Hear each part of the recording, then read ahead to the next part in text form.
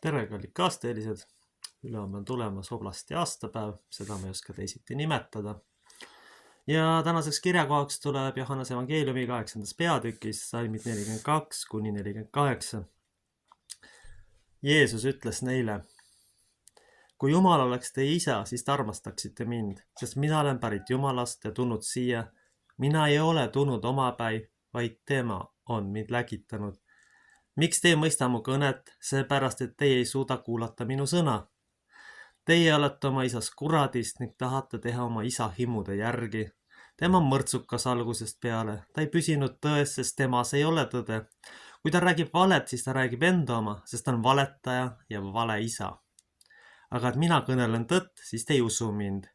Kes teist saab tõestada mul ühegi patu olevat, kui ma räägin tõtt, miks te siis ei usu mind? Kes on Jumalasse, kuulub Jumala sõnu. Teie ei kuule sellepärast, et te ei ole Jumalast. Juudik kostsid talle, eks meil ole õigus, kui me ütleme, et sina oled samaarlane, et sinus on kuri vaim. Aamen. Selle oblasti eripära on tegelikult see, et kui sa ei ole meiega, siis sa oled putinist. Ja mind on ka mõned korrad putinistiks nimetatud, ega tüübid vist isegi ei tea, mis see sõna tähendab. Ja mis on kummaline ja paradoksaalne vaadata, et siin kohaliku Valga omavalitsuse tasandil töötavad asju palju paremini kui riigi tasandil. Teed on lükatud, koolitatakse sobivat personali, asjad toimivad tunduvalt paremini. Aga riigiks ma seda kuidagi nimetada, seda süsteemi ei saa. Oblasti tasandil on asjad kehvasti. Toimub surruks maksustamine, migrantide salajane sissetassimine, Brüsselile valimatu idiootne kulbilöömine, oma majanduse hävitamine, otsene inimvaenulik tegevus maksudega, regionaalpoliitikaga on sisuliselt hävitatud transport maal, nüüd siis lükatakse selge automaksud, mis on tegelikult teadlik genotsiidi läbiviimine. Nii et ülehomme ja pigem pean vabariigi mälestuspäeva ja seda ma ei saa riigiks nimetada, sest keskkooli ühiskonnaõpetuse õpiku järgi on iseseisva riigi tunnused järgnevad. Iseseisev majanduspoliitika, iseseisev välispoliitika, iseseisev kaitsepoliitika. Ja samuti peaks olema iseseisev Brüsselist rippumatu omavalitsuspoliitika, mis lähtuks puhtalt kohaliku omavalitsuse ja kohaliku rahva huvidest. Aga kui me vaatame Brüsseli idiootlikke norme, viimasega on veel kuidagi pitid, antakse teata tegevusvabadus, aga 4 esimest puuduvad täielikult. Järelikult selle loogika järgi ei ole riiki ja ei ole ka aastapäeva, sest tegemist on oblastiga. Selleks umbes sama ajaga, kui Venemaal hakatakse pidama Jakuutia oblasti aastapäeva riigipäev. Mõned seltsimehed seal lihtsalt naeraksid ja peaksid seda lihtsalt palaganiks, nad ei viitsiks isegi sellele reageerida. Ja kuskil huumorisaates siis natuke tüüpe mõnitatakse ja põhimõtteliselt kõik. Probleem on selles, et eestlase arvates on iseseisev riik see, kui järgnevale peremehele kulpi lüüa. Sellel rahval ei ole enamikul juhtudel veres mõistmist, et iseseisval riigil on teatavad tunnused. Nagu võiski arvata, näiteks Läti keeldus migratsioonipaketist ja saatis Brüsseli lihtsalt pikalt. Öeldes, et nema võõramaalasi ei võta, kuna endalgi raha ei ole ja majanduse seis on nagu ta on, et parem tegelema oma asjadega. Ma ei saa aru, miks siis kohaliku oblasti juhid siin seda teha ei viitsi. Õigupoolest, et küsiks, milles siis lõpuks häda on. Häda on lihtsalt sellisel juhul selles, et seltsimehed on nii orjamentaliteediga, et tulge taevas appi.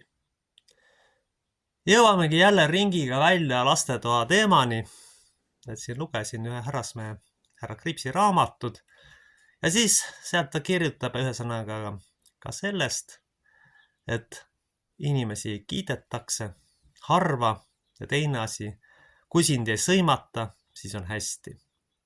See on tegelikult tüüpiline ugri käitumine. Õigem oleks öelda, kui on perfektselt, siis sind ei sõimata. See paistab välja igal pool.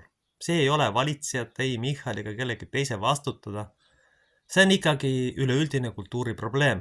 Me võime ükskõik kelle sinna võimule panna, aga ikkagi sellest suurt midagi kahjuks ei muutu.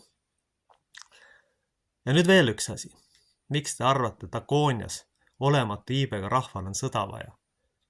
Ugrilane saab üksteise hävitamisega nii suurepäraselt hakkama, et seltsimeestel idapiiri tagant pole vaja mitte midagi teha.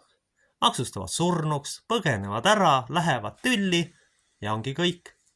Ukraina sõja ainuke põhjus on tegelikult see, et seal on veel elujõulisi inimesi, kes on vaja kõik kasti lüüa globalistide poolt. Ja ongi kogu lugu. Ja need tohmanik, kes seda toetavad, aitavad kaasa tegelikult otseselt genotsiidile.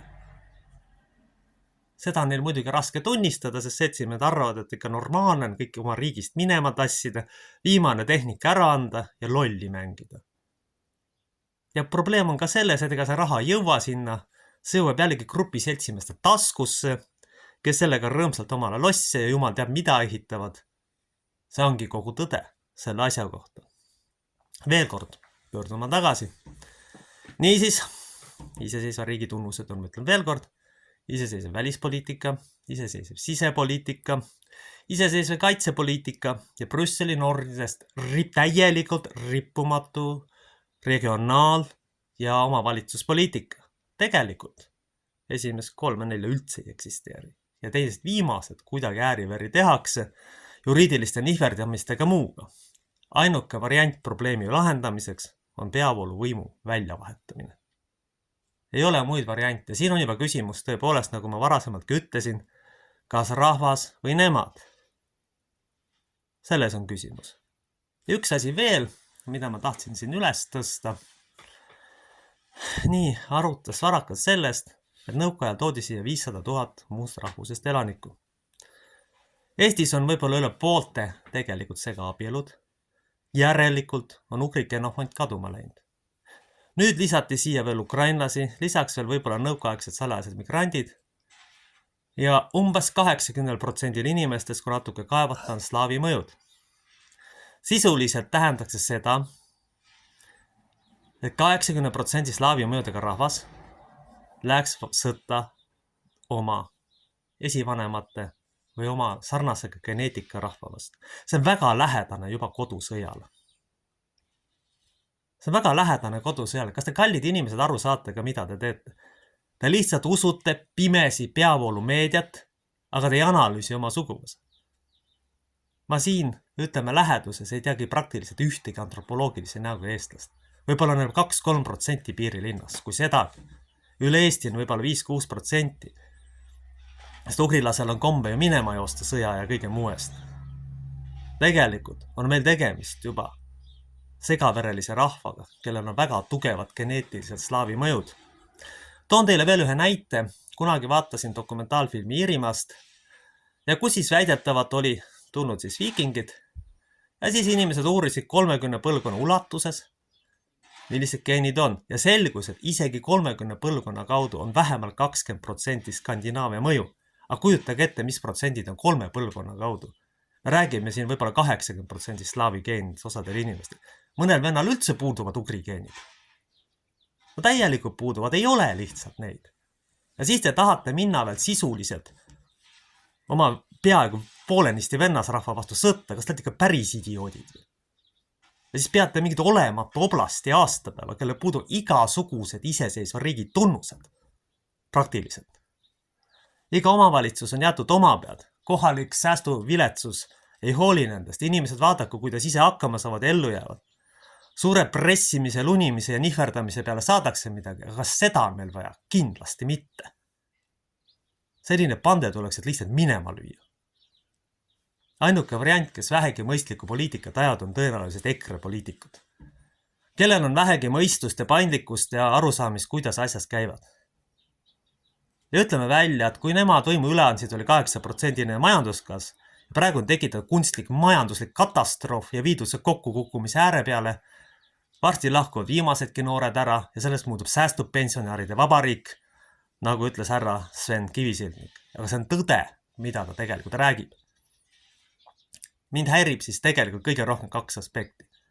Olematu riigi aastapäeva pidamine ja sisuliselt oma geneetiliste sugulaste vastu sõtta astumine. See on täielikult idiootsus, mille on läinud. Ma ei tea mitut tüüpi, kes on slaavi päritolu ja vihkab neid. Lollemat asja annab ausalt öeldes välja mõelda. See on täielik lollus. Minul pole kavatsustki seda olematu riigi aastapäeva pidada, mina hakkan sünniaastapäeva pidama. Ja mina paneks lipu üldse poolte vardasse, kui päris tõtte rääkida, mälestaks leinas lahkunud vabariiki. Aamen. Meie isa, kes sa oled taevas, pühitsetud olgu sinu nimi, sinu tahtmine sündigu nagu taevas, nõnda ka maa peal. Meie igapäevast leiba anna meile tänapäev ja anna meile andeks meie võlad, nagu meiega andaks anname oma võlglastele. Ära saada meid kiusatusse, vaid päästa meid ära kurjast, sest sinu päralt on riik, vägi ja au igavesti. Aamen. Jumala isa, poja ja püha vaimu nimel. Aamen.